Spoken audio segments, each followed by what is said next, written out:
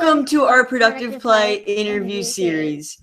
Today we are interviewing Ben Broenen. Our dad met Ben at Jeff Walker's PLF live event last week in Phoenix, Arizona. Thanks, Ben, for joining us today. We are so excited to share your story and introduce you to our audience. Thanks so much for having me. No problem. We have so many questions for you, but can you just start out by telling us who you are and what your mission is? Sure. So my name is Ben Broenen, and I'm the founder of something called the Benevolent Bike Tour. And the Benevolent Bike Tour is a 5,000-mile solo bike tour, and it's a bike tour for charity. So 50% of the proceeds of the Benevolent Bike Tour go to support after-school programming at the Boys and Girls Clubs, and then the other 50% goes to support my bike ride. So things like campground fees and toothpaste and food and stuff like that. So that's kind of where the money is directed, and that's not really the whole thing for as far as the mission goes, because along the route I'm actually stopping at after-school centers and I'm giving presentations to teenagers. And the topic of my workshop is how to turn your dreams into reality, which is kind of vague, right? Yeah. So you tell someone, hey, my topic is you're going to turn your dreams into reality. Okay, well, great, Ben. What does that actually mean? And so I kind of dialed it in, and by the end of the hour-long workshop, the kids are actually going to be able to have a 5-step written action plan so that they can immediately make progress towards their number one goal for the school year. So that's kind of a little bit about the Benevolent Bike Tour, and I'm sure we'll get into a little bit more as we go on. Nice. So, how do you want to ask the next question? Sure. Did you always want to do something like you are doing now? So that's a great question, and the short answer is no. I actually, just like 3 years ago, did I ever get the confidence to ride my bike out in like an urban setting or in the cities, because I was afraid. I thought it was just really dangerous, and who would want to ride their bike next to cars and stuff like that. And now, I find myself riding on these like rural highways, 55 miles an hour, and there's semi trucks, passing me 2 feet away, and I'm just about getting blown off the road. So, I didn't always want to do these long distance bike tours. Just a short time ago, I was afraid to ride my bike. And as far as working with youth goes, it might not seem like it now, but I'm actually afraid of public speaking. It's something that's not super comfortable for me. So to go up, in front of a group of kids, especially teenagers, who, they look at me and they think, well, you can't be that much older than us. So, who are you to tell me about all this? It's it's intimidating. Mm-hmm. But the cool thing is, once they start presenting, once we get into it, we build up a little more rapport, and they realize, well, actually, maybe he's kind of like a role model. He's really not that far along the path beyond from where I'm at, and I can actually relate to him. So it ends up being a strength in the long run. But yeah, and I could definitely relate to you with that public speaking thing. Yeah, it's frightening, right? Yeah. What led you to the path you are on now? So, what led you to it? Yeah, that's a huge question. I could go on and ramble and tell a super long story and about that. And I guess it comes back to when I was a teenager. I had a great life growing up. I had a great parents, really supportive community. I lived in a really kind of a middle class, affluent neighborhood. Went to great schools. But the thing was, there was actually something that I was missing during this time, and it was actually it's maybe hard to believe now, but when I was 15, I got into so much trouble that I didn't know if I was going to be able to make it into high school, because I thought perhaps I would be in like juvenile detention by that point. So I had everything going for me, but I still didn't even know if I was going to be able to make it through this into high school. And I realized that I had everything that I needed except for something after school, something productive, something constructive that I could put my time and energy into. And it was a really challenging time for me. And I thought about, okay, well, how the heck am I going to get out of this? Because this is, it's pretty significant, not being able to go to high school, let alone college, perhaps have to go to juvenile detention. Yeah. And so I went, to the library, and I just figured out, who's gotten through hard times before. And I found this book in the library, and there was a quote in that book, and it said, "The best way to pull yourself out of a bad situation is to help someone who's less fortunate than yourself." So that was really powerful for me, and I took that idea, I took that quote, and I just tried to figure out how can I help other people. And it ended up being that I was teaching volunteer guitar lessons.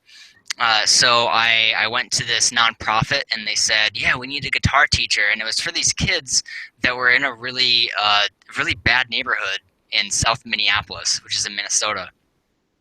And so, I've tried to take that quote, "How can I help other people?" All of a sudden, I'm teaching over 100 hours of guitar lessons to these kids, and they're telling me stories.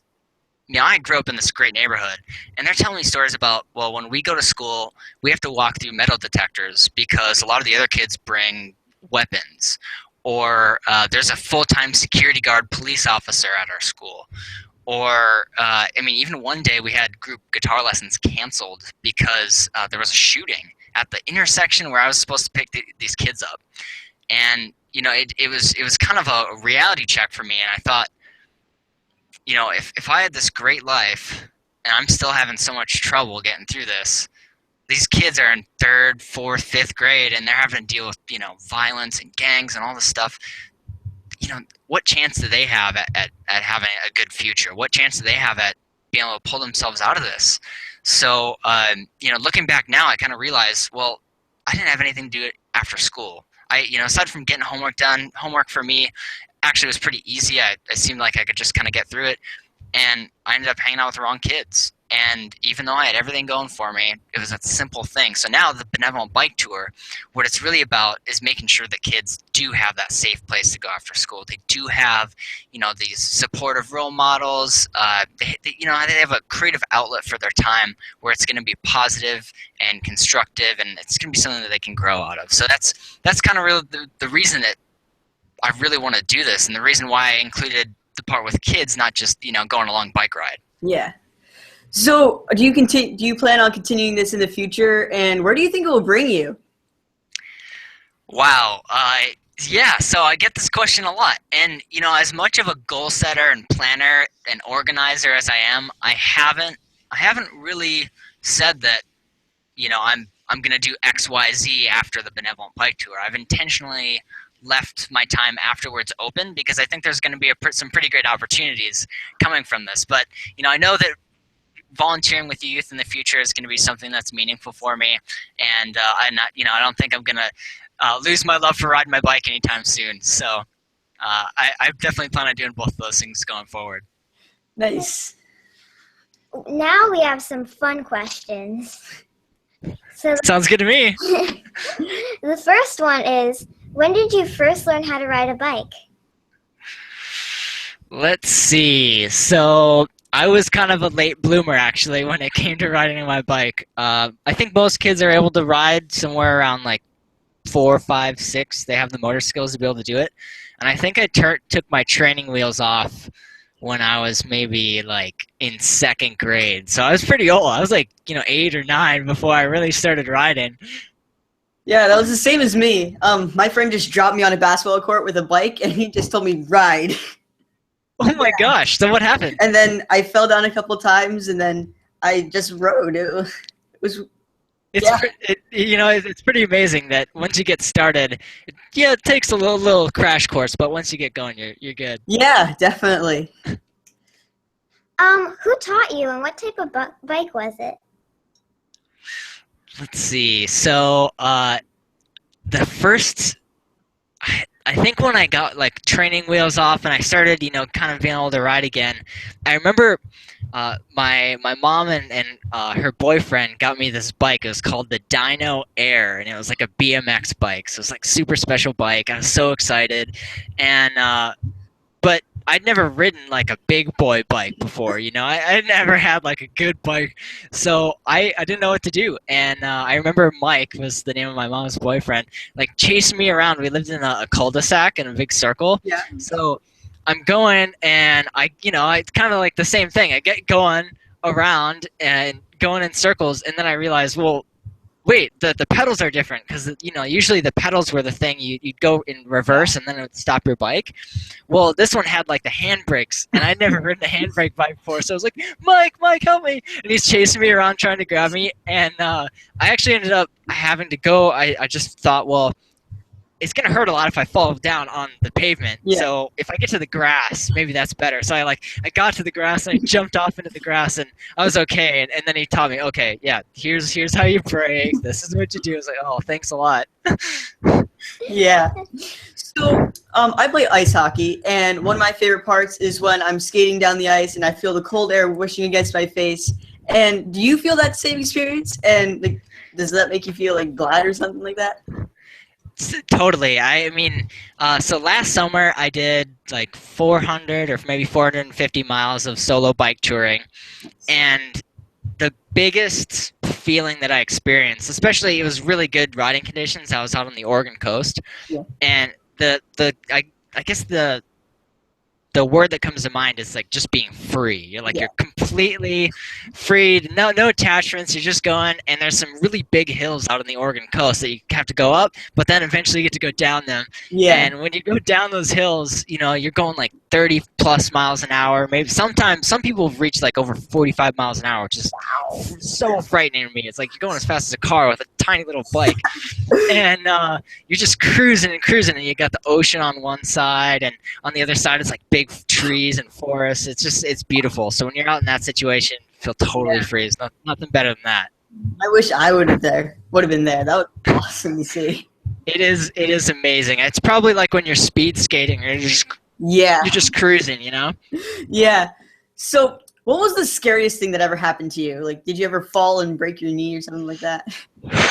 Yeah. So I remember when I first started trying to do this long distance bike touring stuff, and I was training, and I said, all right, I want to ride over 75 miles in a day.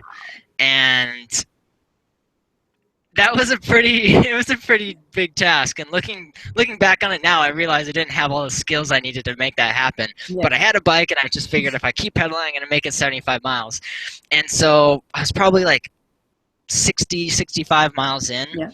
And, just about the whole day was gone. I was out in central Minnesota, out in the middle of these cornfields. It's super flat out there, and it's just a farming community, and out in the middle of nowhere. And I just realized I'm not going to make it home. Like, I'm so exhausted. I can't think straight, and, like, I don't know what's happening. So I tried calling my mom.